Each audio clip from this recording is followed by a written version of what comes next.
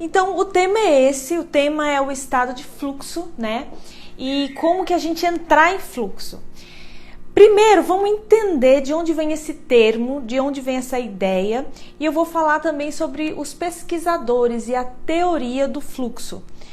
E para falar nisso, a gente vai falar desse cara aqui, que ele é o psicólogo que cunhou esse termo, né? Porque ele escreveu um livro em 75, no ano que eu nasci. Esse livro, ele se chama Entre a Ansiedade e o Tédio, né? Que esse estado de fluxo, ele estaria nesse meio, né? Nesse meinho que às vezes a gente está ansioso, às vezes a gente está no tédio. Então, como chegar nesse meio tempo? Nesse ponto, né? E ele pesquisou, ele estava pesquisando sobre a felicidade, né? Porque as pessoas pensavam que a felicidade ia vir quando a gente resolvesse nossos problemas, sejam eles financeiros, de moradia, de relacionamento. Mas lá nos psicólogos, né, nas pessoas que lidavam todos os dias, eles perceberam que tinham pessoas que eram bastante ricas, tinham a casa dos sonhos, tinham o relacionamento dos sonhos, tinha tudo, né, que a gente imagina para uma pessoa ser feliz, mas aquelas pessoas não se sentiam felizes. E aí eles foram buscar, então, onde estavam as pessoas que se sentiam realmente felizes na maior parte do tempo. E foi feita uma pesquisa com muitas pessoas e descobriram que a maioria dessas pessoas que relatavam ser felizes, elas relatavam algo similar. E esse algo similar era o seguinte: elas se envolviam com algum tipo de atividade, com algum tipo de tarefa que fazia com que elas fundissem assim, elas e a própria tarefa, como se não tivesse diferenciação. E essas pessoas, elas tinham um padrão de perder o sono, perder a fome, perder a vontade de comer. Elas não tinham vontade de fazer mais nada a não ser fazer aquela tarefa. E elas sentiam um prazer enorme em estar fazendo aquela tarefa. E aí, nisso que ele foi pesquisando isso, que ele é considerado um dos maiores estudiosos no mundo da psicologia positiva. Porque a psicologia positiva, que é um ramo muito novo da psicologia, é diferente daquele tipo de psicologia que quer tratar doenças mentais, né? Que quer tratar patologia. Mas é uma área da psicologia que quer tratar do ser saudável e estudar o que é que a pessoa saudável, o que é que motiva ela, o que é que impulsiona e o que é que faz ela ser feliz. Então é aí que ele chegou num gráfico que eu quero mostrar, que é esse daqui. Bom, vamos olhar para esse gráfico assim, né? Aqui, ó, tem as capacidades, também tem pessoas que falam habilidades. E ali, ó, os desafios. Então aqui, imaginando de 0 e vai aumentando, né, o número, e ali também vai aumentando. Então, quanto maior é o desafio, uma coisa muito desafiadora, mais chega perto aqui, ó, da ansiedade, preocupação. Só que se o desafio vai baixando, aí chega na apatia, no tédio, né? Quanto mais capacidade a pessoa tem de realizar aquela tarefa, mais aquilo vai ficando, ela não liga, não se importa, vai ficando nessa área do tédio, né? Porque ela tá dentro dessa zona de controle, porque ela sabe fazer aquilo, ela tem bastante habilidade. Mas quanto maior é essa capacidade, mais o desafio também é muito alto, é uma tarefa muito desafiadora, mas vai chegando aqui, ó, nessa área que é justamente a área do estado de fluxo. É quando tem um equilíbrio, né? A pessoa tem capacidade, mas ela tem também um desafio muito alto, tá fazendo uma tarefa muito desafiadora, né? Como ele observou na época muito assim os artistas que estavam escrevendo um livro que era muito difícil, ou então um pintor que estava pintando, né, uma coisa na arte, observaram muitos esportes também, mas começaram a pesquisar também os engenheiros, os arquitetos, pessoas que estavam realmente gostando de fazer aquela tarefa, né? E a área mais perigosa é essa área daqui, perigosa no sentido assim, quanto menor a capacidade, menor o desafio, mais entra nessa coisa da insatisfação, da apatia, né? E aí, depois que ele cunhou esse termo fluxo, o estado de fluxo, nesse primeiro livro dele, que fala desse ponto entre o medo e a ansiedade, ele escreveu outros livros falando sobre o fluir, sobre o fluxo e criatividade. E aí ele propõe o que a gente pode fazer para entrar nesse estado de fluxo. Porque ele observou, né, com as pesquisas, um padrão nas pessoas que entravam nesse estado. E aí ele sugere 5 coisas, né, que estão dentro desse padrão, que a gente pode recriar para entrar nesse estado. E essas 5 coisas são: a primeira é a recompensa intrínseca, né, ou recompensa interna, que é você fazer uma coisa que você gosta e que te dá aquela vontade de fazer internamente, sem precisar de uma coisa externa, sem ser uma coisa que você faz porque disseram que é para fazer, ou porque vão te dar dinheiro, ou porque vão te dar uma apreciação externa, tipo assim, um prêmio, alguma coisa de fora, né? Um reconhecimento social.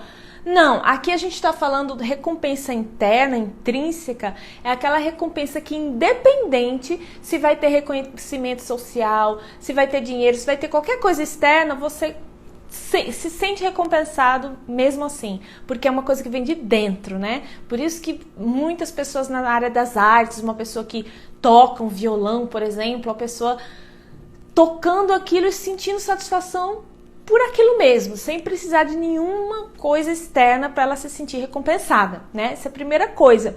Então, se você quer criar esse estado de fluxo, hackear ele, né, e entrar no estado de fluxo, pensa em coisas que te deem essa recompensa intrínseca, independente das recompensas externas. Primeira coisa.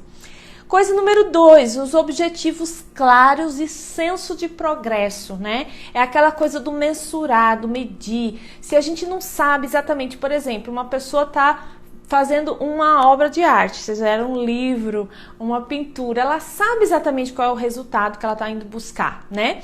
E ela sabe que no dia seguinte ela pintou um pouco mais do que no dia anterior, então isso é uma clareza do que, qual é o destino dessa atividade que está se fazendo, né? Uma construção, alguma coisa assim. Então pensa aí você, qual seria essa atividade para você entrar, que é uma atividade que vai te dar essa clareza de você saber como é que eu sei que eu atingi isso, né? O que é que eu vou querer experienciar e sentir que está tendo esse progresso, mensurar o progresso. O número 3 é o feedback claro e imediato, né? Essa resposta da própria atividade que está se fazendo, que é uma resposta que rapidamente você sabe se aquilo ali está tendo um efeito, se está tendo um resultado. Isso é importante também. O jogo do desafio da habilidade é aquele jogo que tem a ver com aquele gráfico que eu mostrei, que é assim: se uma coisa está desafiadora demais, mais desafiadora do que a sua habilidade de colocar aquilo em prática, aí você está percebendo que está entrando naquele campo da ansiedade. Então, observa quais são as habilidades que você pode aumentar para sair do campo de ansiedade e entrar no estado de fluxo, né? Então, o que você pode estudar, o que você pode aprender, que habilidade você pode desenvolver para que aquilo fique no ponto de equilíbrio e que o desafio não seja maior do que a sua habilidade. A mesma coisa, o oposto. Se o que você está experienciando não é ansiedade, mas é tédio, como é que você pode elevar esse desafio, tornar aquilo mais desafiador, aí chegar nesse ponto de equilíbrio. E claro que isso vai sempre, por isso que é o jogo, né? É um jogo porque quanto mais a gente aumenta a habilidade, aí o desafio vai baixando. E aí a gente aumenta o desafio, aí a habilidade baixa. E a gente vai jogando nesse jogo para poder encontrar esse ponto, né, de equilíbrio, que é o estado de fluxo. E o número 5 seria o foco intenso no momento presente. Então essas pessoas, elas relatam, né, que estão tão envolvidas com aquilo que perde a noção de tempo, perde a noção de espaço, perde a noção até de si próprio, porque é uma sensação de fusão, né? Desaparece aquele diálogo mental, sabe? Desaparece aquela, como se fosse uma consciência interna que fica te auto-julgando, que fica pensando antes. Ao contrário, né? Que nem, por exemplo, aqueles músicos que eles compõem obras de música e aí no final alguém vai parabenizar e eles assim, não, eu fui só um canal. Não era eu que estava fazendo, porque a pessoa entra justamente nesse estado de fluxo tão forte que tá fluindo e a pessoa tá se sentindo como se estivesse observando. E aí entra naquela questão do paradoxo, né? Que é ao mesmo tempo que a pessoa relata um relaxamento, ou seja, é fácil fazer aquilo, ao mesmo tempo ela está fazendo algo que é altamente desafiador, ao mesmo tempo que ela se sente como se o tempo tivesse parado, como se tivesse tudo parado, ela sente que também o tempo está voando. Então existe uma coisa paradoxal nessa sensação de estar nesse estado de fluxo. Todos nós experimentamos isso em alguma atividade, em algum momento, né? Tenta lembrar quando foi que você observou que você entrou nesse estado de fluxo e quando você entrar das próximas vezes, anota o que é para você, porque aqui é só algo para a gente seguir, para a gente se orientar, né? Porque vem da pesquisa, mas a gente precisa se auto-pesquisar também e saber o que é pra gente, né? E aqui eu trago o Jason Silva, porque ele é um cara que estuda isso e ele entra em estado de fluxo propositalmente. Ele é um autopesquisador do que faz com que ele entre nessa chamada zona do estado de fluxo.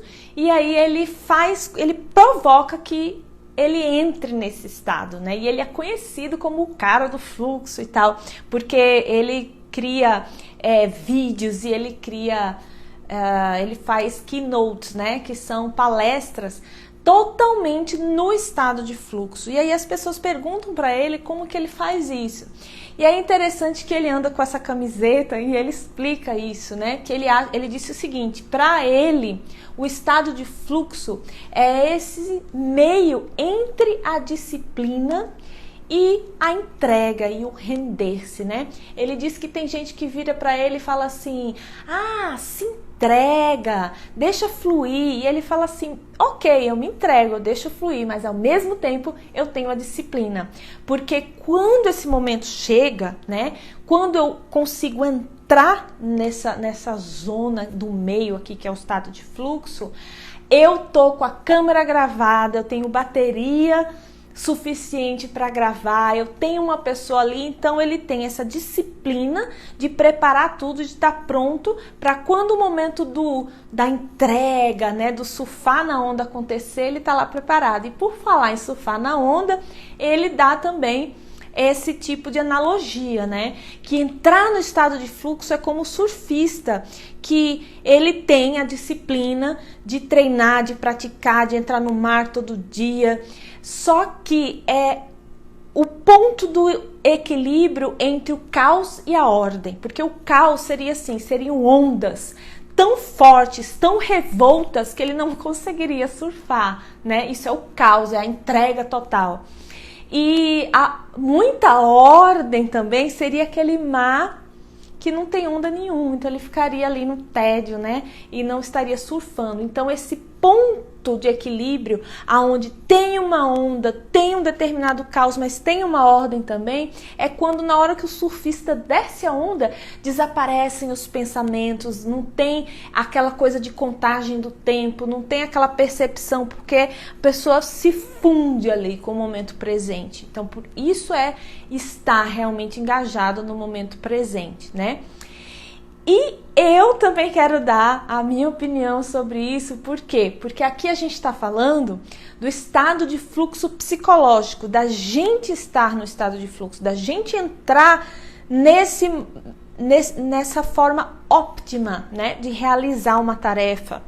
E aí, quando a gente entra nessa forma óptima, que a gente desce a nossa onda da nossa tarefa que a gente está fazendo, é a forma mais perfeita no sentido de extrair a genialidade que tem dentro da gente no momento presente. A gente faz o nosso melhor e faz também no menor tempo, faz com rapidez, né? E quando a gente entra nesse estado interno, que é um estado psicológico de fluxo, aí que a gente vai se alinhar com o fluxo que muita gente fala que não é um fluxo interno psicológico, mas é um fluxo universal, um fluxo da natureza, onde as coisas entram em serendipidade, em sincronicidade, e aí coincidências acontecem, né? Sinais, oportunidades, e parece que o universo está se abrindo para a gente, né? E esses dois fluxos, que é o fluxo interno do nosso estado, ao mesmo tempo ele está gerando esse fluxo maior, que é esse fluxo da natureza, né?